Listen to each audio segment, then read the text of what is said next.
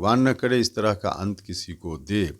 और उसका कारण है राजनीतिक रूप से जिन लोगों को इस संघर्ष के दौरान उन्होंने बनाया, पूरे देश भर में बहुत सारे लोग उनके कारण बड़े बड़े पदों पर गए राजनीति में, लेकिन अंत में आकर वैसे लोगों ने उनसे बात करना तक छोड़ दिया। हमेशा परेशान रहते थे शरद जी कि कोई कम से कम समाचार उनका ले, हाल खबर ले, तो यह भी लोग नहीं करते थे। तो काफ़ी उनका अंत दुखद अंत हुआ है। शरद यादव के निधन के बाद उपेंद्र कुशवाहा ने अपनी श्रद्धांजलि दी, लेकिन जिस तरीके से उन्होंने कहा कि हाल के दिनों में शरद यादव को बिल्कुल अकेला छोड़ दिया गया था, ये बातें उन्होंने क्यों कही, समझेंगे अपने वरिष्ठ सहयोगी शशिभूषण से। शशि, उपेंद्र कुशवाहा ने आज श्रद्धांजलि दी, शरद यादव को नमन किया, लेकिन जो शब्द उन्होंने चयन किया कि पीड़ा में थे शरद यादव, आखिर वो कौन सी पीड़ा थी?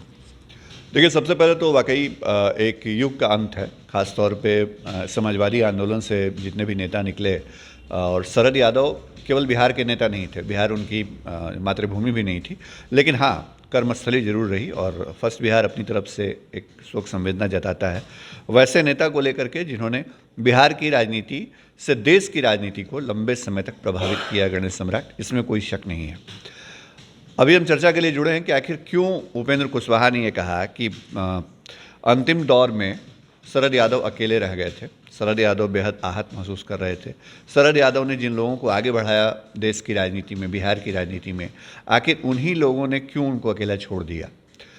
कई वाक़ये हैं, कई किस्से हैं, और सुबह से कल रात से जब से ये खबर हमने चलाई उसके बाद से कई लोगों से बातचीत हुई, और कई राजनेता, कई पत्रकार, कई हमारे सीनियर जर्नलिस्ट, उन लोगों से बात हुई, और काफ़ी लंबे अरसे तक मैंने भी रिपोर्टिंग करते हुए शरद यादव को कवर किया है बिहार में। और शरद यादव का वो मजबूत दौर भी देखा है जब शरद यादव का सिक्का चलता था जनता दल यूनाइटेड में, और वो दौर भी देखा है जब शरद यादव कमज़ोर हो गए और शरद यादव के पास एक प्रखंड का अध्यक्ष भी जेडीयू का नहीं पहुँचता था। और बाद में कैसे उन्होंने अपनी राजनीति को खड़ा करने की कोशिश की, कैसे उन्होंने अपनी एक नई पार्टी बनाई। हालांकि बाद में वो राष्ट्रीय जनता दल में आए, और फिलहाल जो स्थिति है वो सबके सामने है। आज शरद यादव हम सबके बीच नहीं है। एक समाजवादी नेता से हमारी बात हो रही थी, उन्होंने कहा कि 90 के दौर की उन्होंने चर्चा की गणेश सम्राट, और बड़ा दिलचस्प है जो भी लोग हमारे साथ इस खबर में जुड़े हैं और जो खास तौर पे नए लोग हैं जो शरद यादव की राजनीति के ढलान को देख रहे हैं या ढलान पर उनकी आती राजनीति को जिन्होंने देखा है, उनको ये समझना चाहिए कि 90 के दौर में शरद यादव दरअसल बिहार में कितना बड़ा कद रखते थे, और देश की राजनीति में जब मंडल आंदोलन के बाद का दौर था उसमें शरद यादव ने अपना कद कितना बड़ा कर लिया था। तो एक समाजवादी नेता हमको बता रहे थे कि शरद यादव वो दौर था जब आज तो 1 घंटे में, सवा घंटे में लोग फ्लाइट से चले आते हैं दिल्ली, या दिल्ली से पटना, या पटना से दिल्ली चले आते हैं। वो दौर था जब समाजवादी विचारधारा वाले ट्रेन से ज़्यादा सफ़र करते थे, राजधानी और बाकी दूसरी ट्रेनों से। तो वो बता रहे थे हमको कि शरद यादव जब दिल्ली से चलते थे ना, तो जो आज बड़े नेता अपने आप को, मतलब जो बड़े नेता वाकई बिहार की राजनीति में हैं, वो दानापुर स्टेशन पहुंच जाते थे। मतलब ट्रेन आती थी दिल्ली से तो दानापुर होकर पटना पहुंचती थी, और वो दानापुर पहुंच जाते थे, और दानापुर पहुंचने के बाद वो शरद यादव के कंपार्टमेंट में चले जाते थे, वहां उनके पास बैठ जाते थे प्रणाम करके, आशीर्वाद लेकर के। और जब पटना जंक्शन पर शरद जी उतरते थे तो उनका सूटकेस अपने हाथ में लिए उतरते थे गणेश, और मकसद ये होता था कि इतने करीबी हैं शरद यादव के वो नेता जो सूटकेस उठा के अपनी राजनीति को मजबूत करते थे, या उनको लगता था कि सूटकेस उठाना शरद जी का बहुत बड़ी बात है, तो वो ये मैसेज देते थे या मैसेज देना चाहते थे, या अपने लोगों के बीच उनके ये मैसेज जाता था कि देखिए हमारे नेता तो इतने मजबूत हैं कि शरद जी जैसे नेता के साथ वो दिल्ली से आ रहे हैं। दरअसल वो दानापुर में चढ़ते थे, लेकिन वो दिल्ली से आने जैसा दिखता था, और सूटकेस लेके शरद जी का उतरना अपने आप में इस बात का एहसास होता था बिहार की राजनीति और देश की राजनीति और समाजवादी आंदोलन वाली राजनीति में कि शरद यादव के करीबी में उनकी गिनती होती है। तो ये एक समाजवादी नेता हमको बता रहे थे। तो ये किस्सा हमने इसलिए बताया कि दरअसल समझिए कि बिहार की राजनीति में भले ही 15 साल 16 साल तक अलग अलग नेताओं ने शासन किया हो, लेकिन शरद यादव का दौर क्या था, या शरद यादव 90 के दौर में कैसे थे। और 2019 में चले आइए, जब पिछला लोकसभा चुनाव हुआ था, हमको वो दौर याद है कि शरद जी आते थे तो पटना में वो कहीं नहीं रुकते थे। पटना में एक अगर वो स्टेट गेस्ट हाउस में रुके तो रुके, और नहीं तो वो चाणक्य होटल है उसी में रुकते थे, और जहाँ रुकते थे उस कमरे के बाहर घंटों हम भी खड़े रहते थे कि शरद जी से बात हो जाए, एक आध बाइट मिल जाए, और बड़े स्नेह से बुलाते भी थे अंदर। तो उनके सिक्योरिटी वाले जानते थे, उनके साथ योगेश जी जैसे लोग थे जो उनके पीएस थे, तो वो जानते थे कि किन पत्रकारों से शरद जी बात करते हैं, या जो उनकी बात को तोड़ मरोड़ करके ना पेश करे, वैसे पत्रकारों से मिलना शरद जी को पसंद था। तो हम लोगों ने घंटों उनके साथ समय बिताया है, मैंने भी कुछ सीखा है उनसे बातचीत में, बिहार की राजनीति को लेकर के, देश की राजनीति को लेकर के। तो ये सब चीज़ें अपने तरफ हैं। 2019 की बात मैं इसलिए कर रहा हूँ कि 2019 में शरद यादव लोकसभा का चुनाव लड़ना चाहते थे, लड़ा भी उन्होंने, और उस समय उन्होंने लोकतांत्रिक जनता दल करके एक अपनी पार्टी बना ली थी। चूँकि जेडीयू से वो बाहर हो गए थे, राष्ट्रीय जनता दल में गए नहीं थे, तो एक बड़े नेता से मुलाकात का उन्होंने वक्त मांगा। उनको 2 दिन तक वक्त नहीं दिया गया गणेश सम्राट, और हमको अच्छे से याद है, हमने बार बार पूछा, उनके जो स्टाफ थे उनसे पूछते थे, कई बार शरद जी से बात हो जाती थी, पूछते थे सर मिलने जा रहे हैं क्या, वो बताते थे अभी तक कोई जवाब नहीं आया है, वक्त मिल जाए तो जाऊंगा। ये ऑफ रिकॉर्ड चीज़ें थी उस दौर में, हमने कभी इसको कोट भी नहीं किया। लेकिन आज शरद जी नहीं है, तो चूँकि उपेंद्र कुशवाहा जिस पीड़ा की बात कर रहे हैं और शरद जी के अलग थलग पढ़ने की बात कर रहे हैं, तो उसमें हम समाजवादियों की भाषा में, समाजवादियों के जो स्मरण है उसके हिसाब से, और एक रिपोर्टर के तौर पे, पत्रकार के तौर पे जो चीज़ें हमने देखी हैं, हम उसकी चर्चा करना चाहते हैं। तो शरद जी 2 दिन तक इंतजार करते रहे। 2 दिन बाद उनको वक्त मिला, तो जो एक बड़े नेता थे बिहार के, उन्होंने कहा कि भाई अगर आप अपने सिंबल पे टिकट पे लड़िएगा, मतलब पार्टी पे लड़िएगा अपने पार्टी के सिंबल पे, तो आप अपने बूते लड़ लीजिए, हमारे तरफ से कोई समर्थन नहीं होगा। नहीं दिया जाएगा।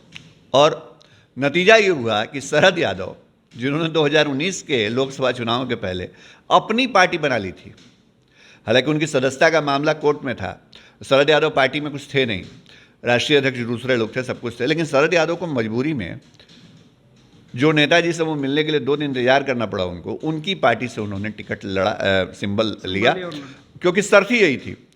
और लोकसभा के चुनाव लड़ा भी, जीते नहीं, हार गए। और हारने के बाद जो कहानी है उसको दिल्ली में मैंने रिपोर्टिंग नहीं की है, लेकिन दिल्ली के जो पत्रकारों से बात होती थी, तो 2017 में जब समीकरण बदला ना बिहार की राजनीति का, जब नीतीश कुमार एनडीए के साथ आ गए, तो शरद यादव कई मामलों में बड़े मजबूत स्ट्राइकर थे, वो स्टैंड लेते थे। तो उन्होंने एक स्टैंड ले लिया कि महागठबंधन को छोड़ना जो है वो जनादेश का अपमान होगा, चूँकि कांग्रेस और राष्ट्रीय जनता दल के साथ नीतीश कुमार ने चुनाव लड़ा था, जेडीयू ने लड़ा था चुनाव, और शरद यादव राष्ट्रीय अध्यक्ष थे। तो उन्होंने ये तय किया कि जो एनडीए के साथ जाने वाली बात थी, नीतीश कुमार के उस राय से वो सहमत नहीं थे। और आप याद करिए, मुझे भी याद है अच्छे से कि शरद जी पटना एयरपोर्ट पे पहुंचे थे, उनका स्वागत हुआ था, जेडीयू के लोगों ने नहीं किया था, माना जा रहा था कि राष्ट्रीय जनता दल के लोगों ने किया। और शरद यादव के समर्थकों का काफिला जो है शरद यादव का गुजरा था मुख्यमंत्री आवास के सामने से। शरद यादव गए थे सोनपुर हाजीपुर होते हुए, और बड़ी यात्रा उनकी हुई थी और बड़ा स्वागत भी हुआ था। लेकिन उस उम्र में भी वो फाइट करते थे, स्टैंड लेने का मादा उनके साथ था। जिस लाइन पे रहते थे, जिस लाइन की राजनीति करते थे, उसमें वो खड़े रहते थे। उनको इससे मतलब नहीं होता था कि आप कंफर्ट जोन में वो कहाँ हैं, वो सुविधाएं ले सकते थे, सब चीज़ कर सकते थे। और हुआ क्या, शरद यादव की जब चली गई, माफ़ कीजिएगा, जेडीयू ने शरद यादव की सदस्यता खत्म करा दी। शरद यादव की सदस्यता खत्म हुई और दिल्ली के पत्रकारों से हमारी बात होती थी, तो वो कहते थे शरद जी के दिन क्या थे। शरद जी का जो आवास था, सरकारी बंगला था, उसका बिजली पानी का कनेक्शन तक कट गया था। और शरद जी वहाँ बैठ करके पत्रकारों से कहते थे कि ये दिन देखना पड़ रहा है कि बिजली पानी का कनेक्शन तक कट गया। और बाद में शरद यादव कोर्ट गए, कोर्ट से उनको रिलीफ मिली, स्टे लगाया कोर्ट ने, और स्टे लगाने के बाद ये हुआ कि शरद यादव के आवास पर बिजली पानी कनेक्शन जो है वो बहाल हो पाया। तो शरद यादव ने उस दौर को भी देखा, और शरद यादव ने 1990 के दौर को भी देखा, जब मतलब उस 1990 के दौर में जब होड़ लगी रहती थी।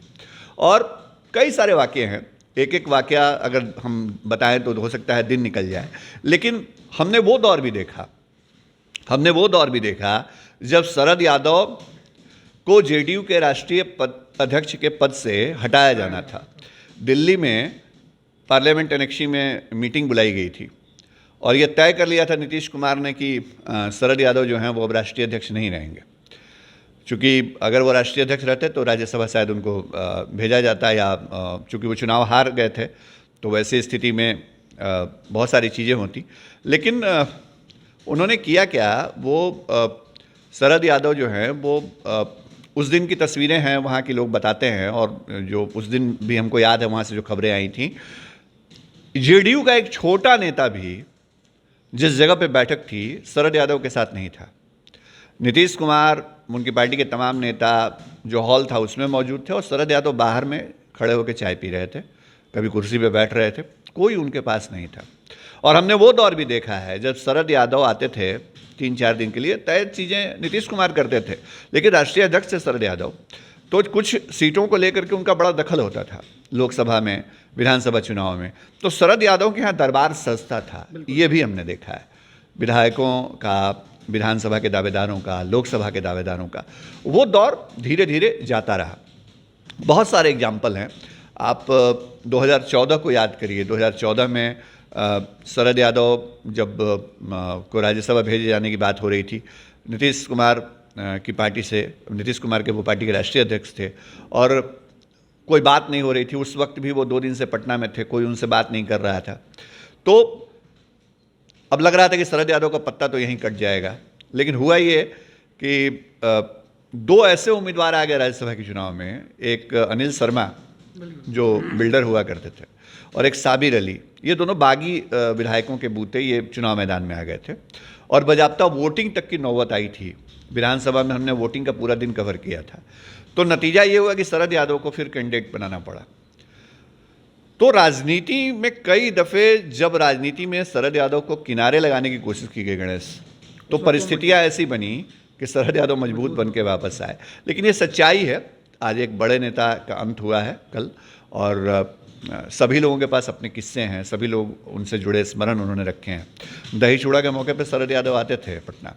वशिष्ठ नारायण सिंह जो जेडीयू के प्रदेश अध्यक्ष हुआ करते थे, अभी राज्यसभा के सांसद हैं, वो दही चूड़ा भोज बड़े लंबे अरसे से करते रहे, और आते थे शरद यादव, उनके आमंत्रण पे आते थे। शरद जी आते थे, दही चूड़ा खाते थे, और उस दिन हम बात करना चाहते थे, बोलते थे आज तो मत बात करो सियासत की, और इतनी ठंड है। और अगले दिन जब जाते थे तो वो कहते थे बिहारियों का अंदाज अलग है, दही चूड़ा इस ठंड में खाना, ये तबीयत 2-3 दिन खराब हो जाती है। ये शरद जी के शब्द थे। और शरद जी अपने लिहाज से चीज़ों को तय करते थे, अपनी उनकी राजनीति थी। ये सच्चाई है। उपेंद्र कुशवाहा अगर ये कह रहे हैं तो मैं उनकी बात से सहमत हूँ, कम से कम, कि शरद यादव ने जिन लोगों को बिहार नहीं देश की राजनीति में आगे किया, अंतिम दौर में कहीं ना कहीं वो चीज़ें छूट गई। अलग बात है कि पिछले दफ़े लालू यादव उनको साथ लेकर के आए, और अभी फिलहाल वो राष्ट्रीय जनता दल में थे। अगर लालू यादव या तेजस्वी यादव उनको ना पूछते तो हो सकता था वो किसी दल में नहीं होते, जो परिस्थितियाँ हैं। लेकिन शरद यादव ने वो ऊंचाई भी देखी देश की राजनीति में, बिहार की राजनीति में दखल भी अपना दिखाया, और बाद के दिनों में कमज़ोर भी हुए। और कमज़ोर किसी और ने नहीं किया, उनके अपनों ने किया। जो उनके साथ राजनीति करते रहे ना, या जो उनकी राजनीति के सहारे आगे बढ़े, जिनका कद बड़ा हो गया, उन लोगों ने ही कमज़ोर किया। तो ऐसा नहीं है कि हमने जब पत्रकारिता शुरू की तो शरद यादव नेता बने थे। शरद यादव पुराने नेता थे। हम जब पढ़ते थे तब शरद यादव को देखते थे, वो अटल जी के कैबिनेट और बाकी जगहों पर एस.डी. देवगौड़ा, आई.के. गुजराल, मतलब शरद यादव का अपना एक रुतबा था। और शरद यादव को हम लोगों ने कवर किया पढ़ाई के बाद, जब हम इस फील्ड में आए तो अपने आप में एक हम लोगों के लिए भी बड़ी चीज़ थी कि शरद यादव जैसे नेता को हम कवर करते थे, बाइट लेते थे उनके साथ। बाद में उनका भरोसा ज़्यादा होने लगा तो हम लोग घंटों ऑफ रिकॉर्ड बात करते थे। तो बहुत सारी मेमोरीज थी शरद यादव पे। हमको वो दिन भी याद है गणेश, कि शरद यादव जो है वो जीतन राम मांझी का प्रकरण हुआ था, और शरद यादव थे चाणक्य होटल में, उसी फर्स्ट फ्लोर के उसी कमरे में, सूट में, और वशिष्ठ नारायण सिंह मैसेज लेके पहुंचे थे, और शरद यादव को मैसेज दिया गया नीतीश कुमार की तरफ से। मैसेज क्या था, या ना तो वशिष्ठ नारायण सिंह ने बताया, ना शरद यादव ने बताया। लेकिन नीतीश कुमार जब चाय पे गए थे जीतन राम मांझी के घर पे, और अंतिम में, और उसके बाद जब जीतन राम मांझी गए थे नीतीश कुमार के आवास पे, सर्कुलर रोड आवास पे, और जब जीतन राम मांझी वहाँ से निकले तो वहाँ शरद यादव भी थे। और जीतन राम मांझी जब वहाँ से निकले, उसके बाद जो कैबिनेट के दूसरे मंत्री थे, दूसरे मंत्री क्या, तमाम मंत्री कह लिए, कुछ एक मंत्रियों को छोड़ करके, नरेंद्र सिंह और महाचंद्र सिंह जैसे मंत्री, तो बाकी जो लोग थे वो निकल आए मुख्यमंत्री आवास से बाहर, और जीतन राम मांझी पीछे छूट गए, जीतन राम मांझी की राजनीति पीछे छूट गई उस दौर में, और शरद यादव ने भी अपना हाथ जो है वो मांझी के पीछे से हटा लिया था। तो मौके कई ऐसे आए जब शरद यादव भी लोगों के साथ भीतरघात कर सकते थे या उनकी राजनीति को झटका दे सकते थे, लेकिन शरद यादव वाकई हमने इसलिए नहीं कहा कि शरद यादव सिर्फ बड़े नेता थे, शरद यादव विचारों से भी बड़े थे और इसलिए उन्होंने हमेशा एक साफ सुथरी राजनीति की, बहुत जो कह सकते हैं कि पत्ता साफ करने की राजनीति थी। शरद यादव उसके माहिर खिलाड़ी तो नहीं थे। नतीजा ये हुआ कि बाद में उनका पत्ता ही साफ कर दिया गया और उपेंद्र कुशवाहा जो कह रहे हैं, आज भले ही मौका ना हो इन सब बातों को कहने का, लेकिन वो जो कह रहे हैं उसमें सच्चाई दिखती है। और कहीं ना कहीं उपेंद्र कुशवाहा का जो बयान है वो उन लोगों के लिए भी एक तंज है जो आज शरद जी का हिमायती होने की बात करते हैं, शरद जी के आदर्शों की बात करते हैं। दरअसल कुशवाहा जो इस राजनीतिक स्थिति में भी हैं फिलहाल, तो वो कड़वी बात कहने लगे हैं, ये हम कह सकते हैं। गणेश, तो बिल्कुल कुशवाहा शरद यादव के बहाने ही उन नेताओं को सबक सिखाने की कोशिश कर रहे हैं जो कल तक उनके अपने बने हुए थे लेकिन अब बीच में दूर हो गए हैं। अब दूरियां तो बढ़ रही हैं गणेश, और सूरज की दिशा भी मकर संक्रांति के बाद बदलेगी। तो बिहार की राजनीति में कई बार ऐसे बदलाव दिखे हैं, सूरज की दिशा बदलती है, कई बार तो सूरज की दिशा एक रह जाती है, राजनीति की दिशा बदल जाती है।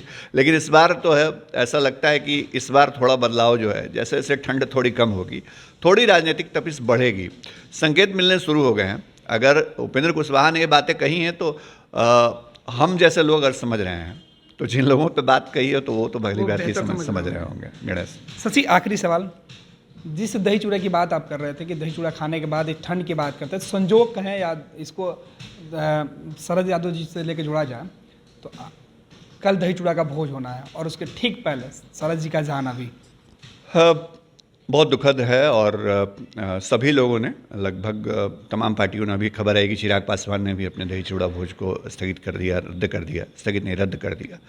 और सुबह सबसे पहले हमने ये खबर चलाई थी फर्स्ट बिहार के प्लेटफॉर्म पे कि जो राष्ट्रीय जनता दल का दही चूड़ा भोज है राबड़ी देवी के आवास पे या फिर उपेंद्र कुशवाहा का है, वो कैंसिल होगा। और हमारी जो बात हुई थी रात में कुछ नेताओं से, उसी वक्त हमारे पास ये संकेत आ गए थे कि ये कैंसिल होगा, बाद में आधिकारिक पुष्टि हो गई। तो शरद यादव जैसे नेता के जाने के बाद ये कह सकते हैं पॉलिटिकल जेस्चर भी होता है, एक सम्मान होता है, एक दुख की घड़ी है उनके परिवार के लिए, उनके चाहने वालों के लिए, समर्थकों के लिए। तो वैसी परिस्थिति में कम से कम आप जश्न तो नहीं मना सकते, सेलिब्रेशन नहीं कर सकते। शुभ दिन है मकर संक्रांति का, आएगा जाएगा, लेकिन सियासी मकर संक्रांति जो है वो जाते जाते शरद जी उदास करके चले गए हैं। गणेश, बिल्कुल, बहुत बहुत धन्यवाद शशि। तो सीधे तौर पे शरद जी भले ही हमारे बीच नहीं है, लेकिन बिहार की सियासत से देश की सियासत में शरद जी से जुड़ी तमाम किस्से कहानियाँ इतिहास में याद किए जाएंगे।